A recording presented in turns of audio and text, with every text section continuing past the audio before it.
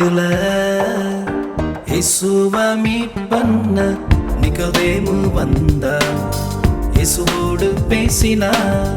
Mid நைட்டுல இயேசுவ meet பண்ண நிகோதேமு வந்தா, இயேசுவோடு பேசினா.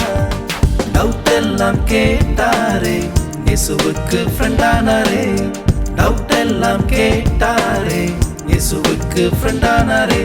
இயேசுவின் அன்பிற்காக எது வந்தாலும் வாழ்ந்தார்.